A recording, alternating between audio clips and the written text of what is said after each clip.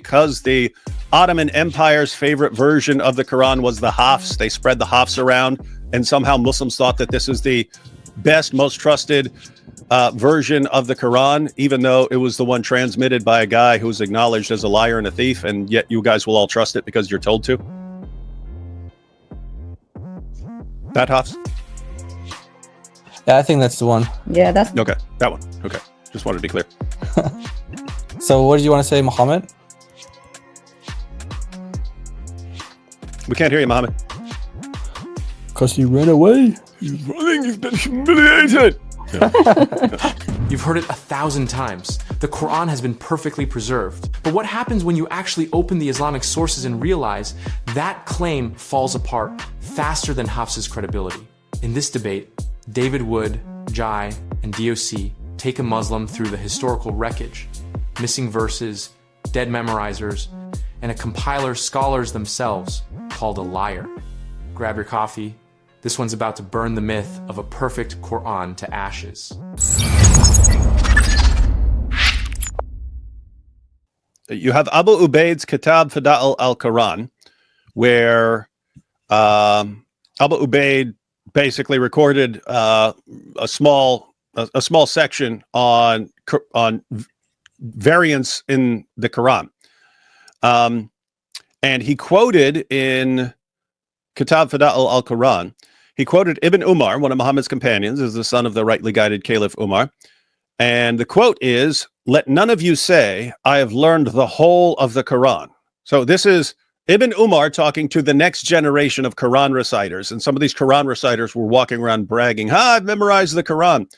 And Ibn Umar, when he heard this, said, "Let none of you say, I have learned the whole of the Quran, for how does he know what the whole of it is when much of it has disappeared?" Don't say you've memorized the Quran when so much of it has disappeared.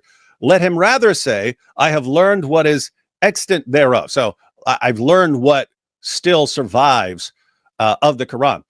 But then also in Kitab Fada'il al-Quran, we've got on the issue of Surah 33, Ibn Abi Maryam related to us from Ibn Luhai, from Abu Aswad, from Urwa ibn Zubair, from Aisha, who said, Surah al-Azab, Surah 33, used to be recited in the time of the Prophet with 200 verses. But when Uthman wrote out the codices, he was unable to procure more of it than there is in it today. So this is Aisha saying, I remember that chapter was really long. It was, what did she say? With 200 verses, Surah 33. So Surah 33 has 73 verses today. Surah 33 has 73 verses today. You have Aisha, the mother of the faithful, saying it was originally recited with 200 verses. But then you have same section of Abu Ubaid. It says, Ismail, it gives a bunch of names. Ubay ibn Ka'b said to me, O Zur, how many verses did you count? Or how many verses did you read in Surah Al-Azab? 72 or 73, I answered. Said he, yet it used to be equal to Surah Al-Baqarah, Surah 2, and we used to read in it the verse of stoning. Said I, and what was it, the verse of stoning? He said, if a grown man, and anyway, they asked what the verse of stoning is and stuff. But anyway, this is Ubay ibn Ka'b. Muhammad said, if you want to learn the Quran from anyone, learn it from 4 people. And one of those 4 people was Ubay ibn Ka'b. The Caliph Umar said Ubay was the best of the reciters of the Quran. And this is Ubay ibn Ka'b saying that just Surah 33 by itself used to be as long as Surah Al-Baqarah, Surah 2, which is 286 verses. So he's saying it used to be as long as Surah Al-Baqarah, 286 verses. What does it have today? 73 verses. What's that mean? Means over 200 verses were lost just from Surah 33. Among those, we actually know some of these verses. So the verse of stoning was in there. The verse of breastfeeding adults was in there. You could go to Surah 33 now. It is one of the most insanely messed up chapters of any book ever. That's where you have Allah abolishing adoption to justify Muhammad taking the wife of his own adopted son. That's you also have Allah ordering Muhammad to take the wife of his own adopted son. You have Allah telling Muhammad that he can break his own 4-wife limit and so on. So you have all these messed up things in Surah 33, and yet that's the sanitized version. This is the sanitized version. This is after they took out the passages about breastfeeding adults and so on. So anyway, point here is you can't just dismiss this stuff, because if you want to dismiss this stuff, you have to say Muslims invented all these stories about so much material being missing from the Quran. There's not a good reason for saying that hundreds of verses of the Quran came up missing, especially when the explanation for how they came up missing is Aisha's sheep ate the only copy.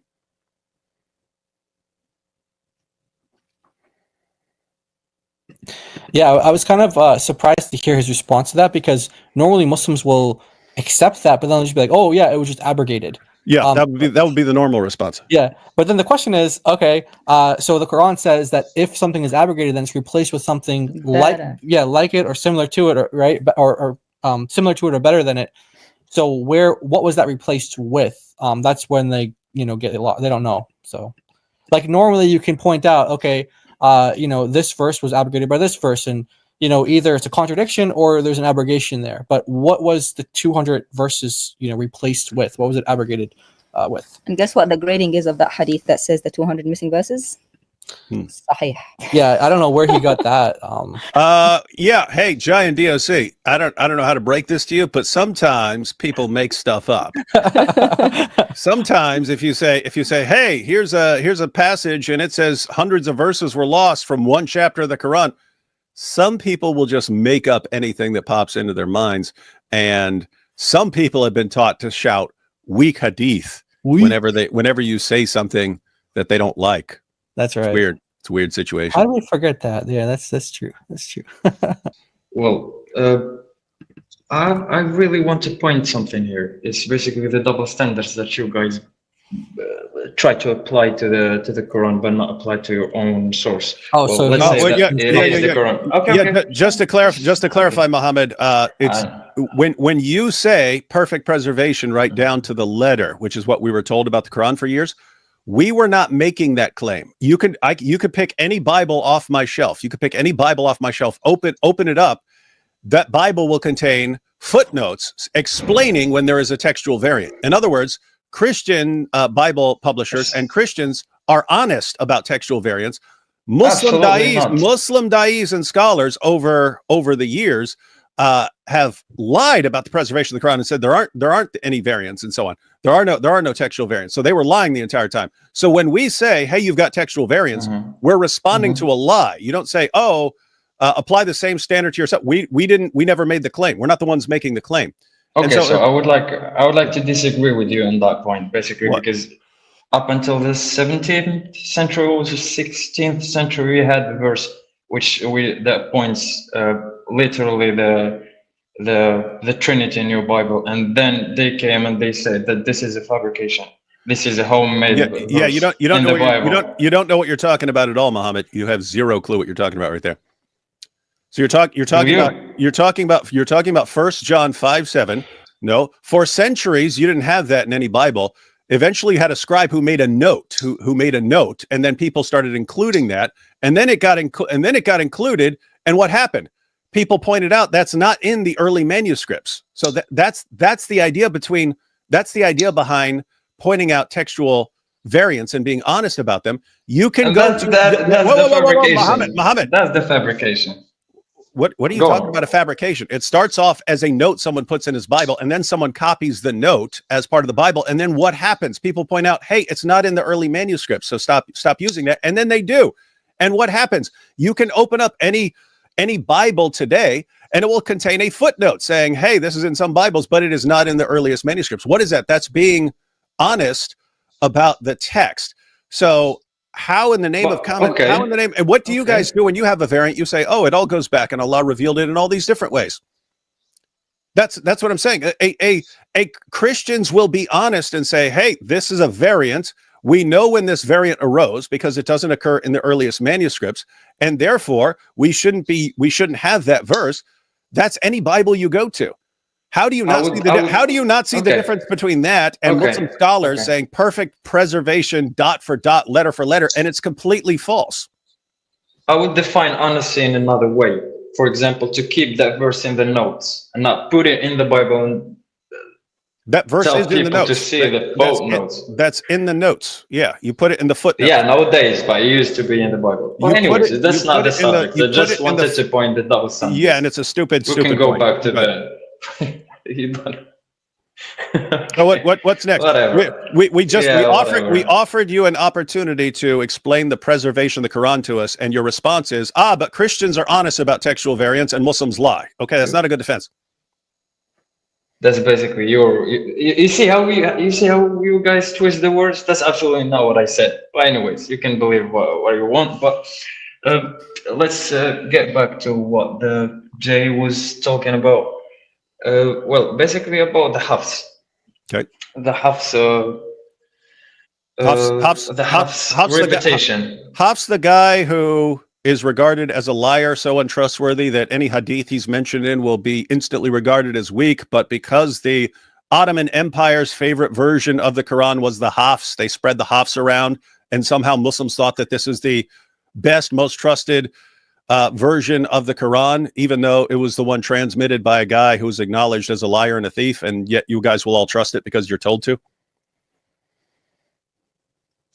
That Hafs? Yeah, I think that's the one. Yeah, that's Okay, that one. Okay, just wanted to be clear. So what did you want to say, Muhammad?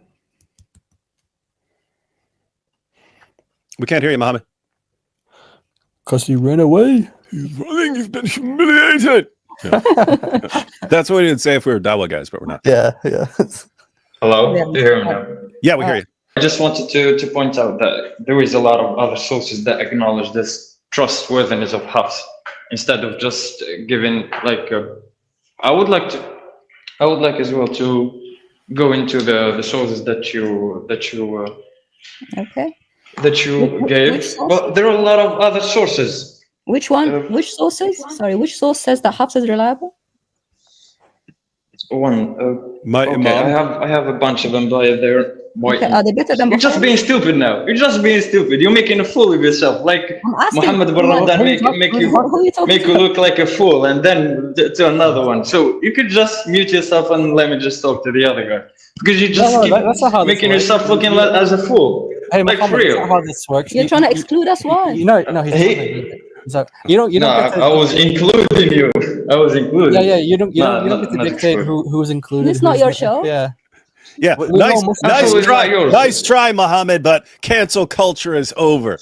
Yeah, this is not a Dawa stream. Yeah, this is not Saudi. What? The Dawa stream is they are the most welcoming one. Oh, like I cannot.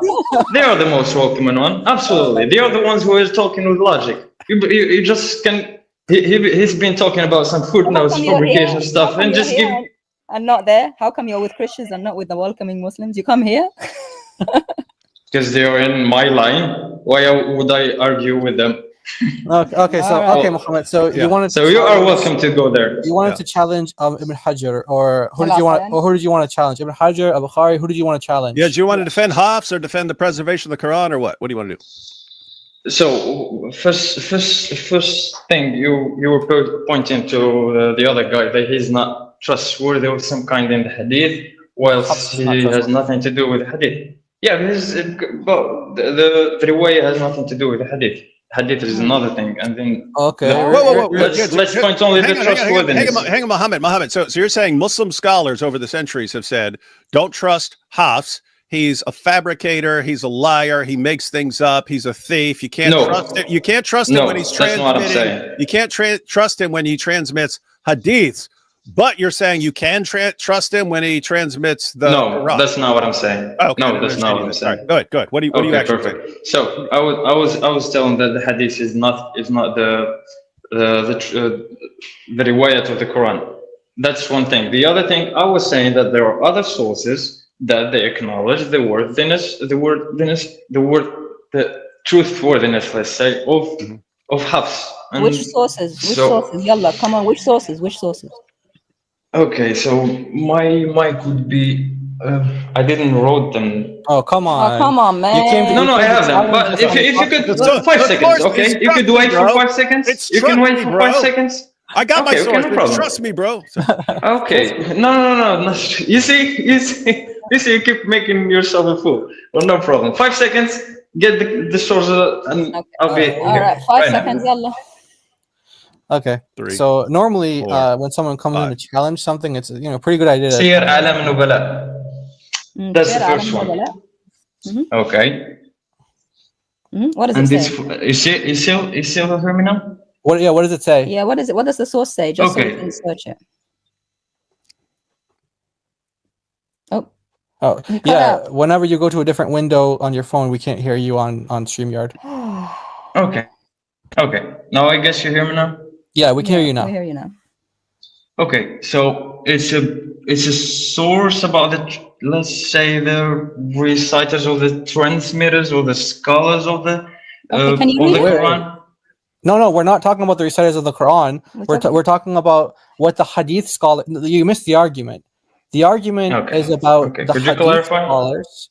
It's about what the Hadith scholars say about Hafs and why they reject Hafs when it comes to the Hadith of Muhammad, traditions of Muhammad. But yet they accept him. We're pointing out the inconsistency. We're saying that you guys accept him for the Quran. We know you accept him for the Quran. In fact, the quotes that we had, they said, Hafs is the best of, the students, for awesome students.